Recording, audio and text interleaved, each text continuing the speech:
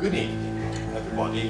My role as its director, I'm pleased to declare this 10th European Psychoanalytic Film Festival officially open.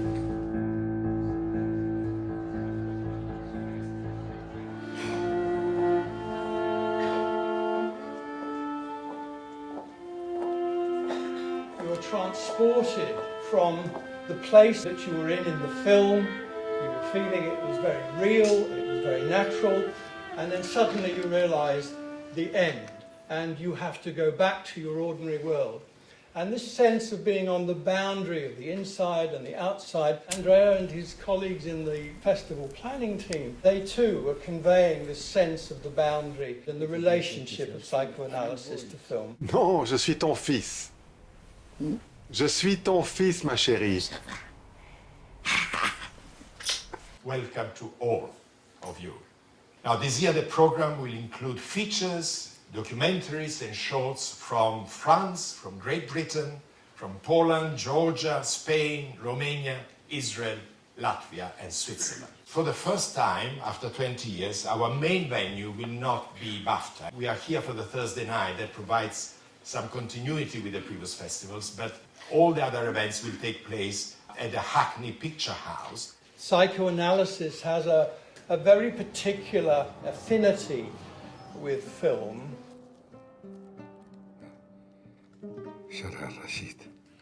Freud, of course, famously begins psychoanalysis most magnificently with the study of dreams. Can you speak in English, Dad? Remember, I don't speak Arabic.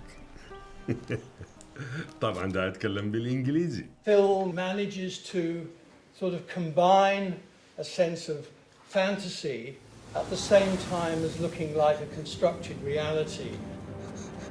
We too, as psychoanalysts, construct our domain and we understand and listen to and think about the fantasy.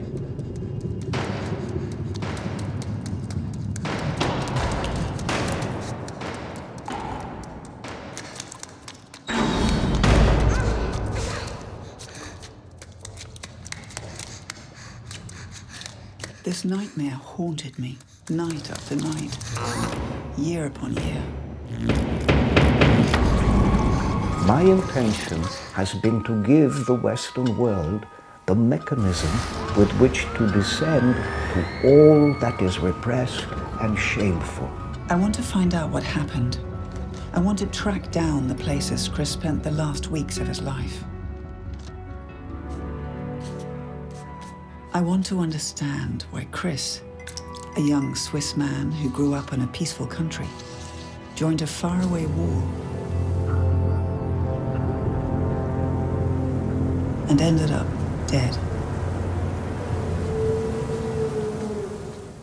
20 years ago, the then president of the British Psychoanalytic Society, Don Campbell, knew about my interest in films, and he had the idea to expand the work that I had been doing until then into a festival, a European Film Festival. And the idea was really the one that still inspires us today, which is to create a forum where people how does the film start? with a psychoanalytic interest, orientation or profession would get together with filmmakers, with actors, with directors, with writers. I made this film with the writer Deborah Levy. It's called Freud's Lost Lecture. It's an imaginary lecture. Not just to enjoy films, as we all do, but also to have a place where to reflect upon. In love with your mother. And to look at films from different perspectives.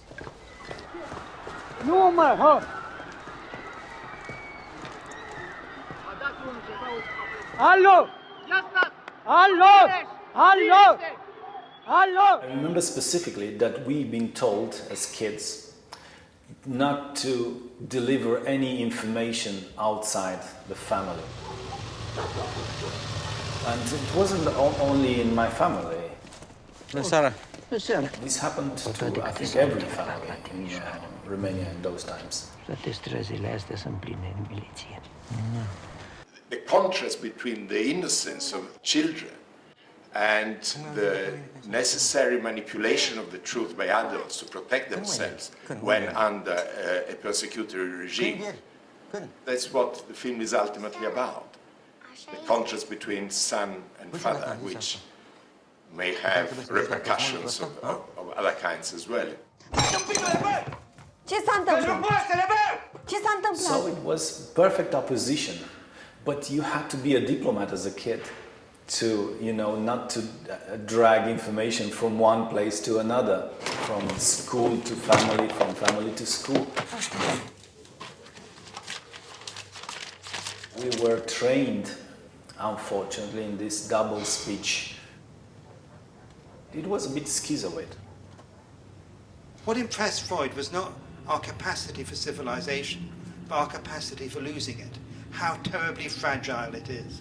And I think that's one of the things that you really show us, both within an individual mind, but you make us think on a much grander scale of the terrible fragility of the structures where one moment neighbours are neighbours and the next moment they're murdering each other. The complex relationship that psychoanalysis entertains with cinema, I think, is built on the many elements in the two disciplines that make them exquisitely compatible. There is something about mystery and wanting to hold onto enigma, which is also part of psychoanalysis as well. There are parallel histories, their important roles in contemporary culture, the similarities of their respective languages. Think just about the word projection. 6 shot beat, take 1.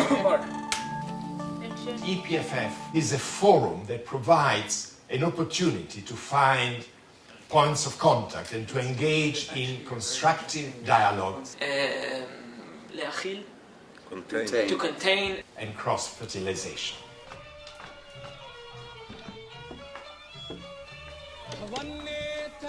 The film is loosely based on my experience with my father, who came from Iraq, died in this country, and it was really about a man who has dementia, who wants to return to the country of his birth, and who loses his ability to speak anything other than his first language. So he reverted to speaking entirely in Arabic. I, as a second generation Arab, did not speak. I was never taught Arabic, so I had to find a way to communicate with him without words. Tu parles de la mort? Non, je parle de la vie. De la vie, pas de la mort. My first intention was to understand silences that I was growing into my family, and also to stop to be very angry against my mother. I had to do something to say, well, it's time to speak. And when we did it, I had to start to learn to listen to her. The first film festival, European Psychoanalytic Film Festival back in 2001, didn't have a title, but it was very successful, and so we had another one, epff10, and by then we decided to propose a theme, one that would be wide enough to allow us really to choose good films and make them fit into it. And we had a number of different interesting themes. We had festivals on the theme of childhood, on the theme of migration, on the theme of interior versus exterior, on the theme of secrets. This year, the general theme of EPFF is the end. The end is a theme that fits in well with psychoanalytic interest. It fits well with the history of cinema because of different ways in which, in the course of the history of cinema, films have ended. And on the other, how psychoanalysts deal with a complex issue of choosing criteria and modalities for terminating their therapeutic relationships. Chris the Swiss is in 3 ways a film about the end of fantasies and illusions. The end of the film, which I think is what we could have called this session, a glimpse into the abyss.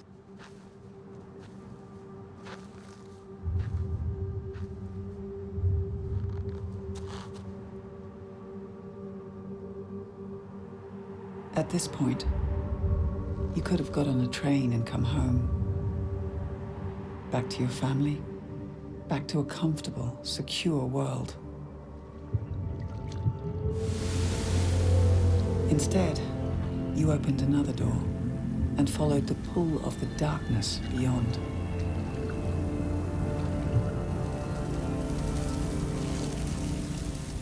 The theme of this 10th epff also points to the end of my own involvement as director of this festival.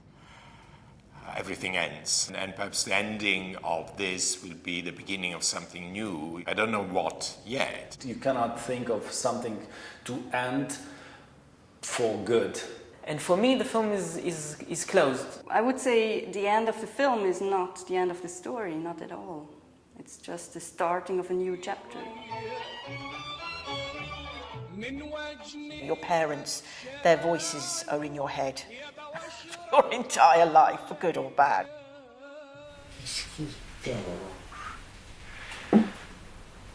Ce qui me ronge à moi? Oui. Me ronge quelque chose. Tu sens ça? I was the one who projected my fears, and she was the one who said, well, it's okay, don't be afraid of dying. I'm not afraid of dying.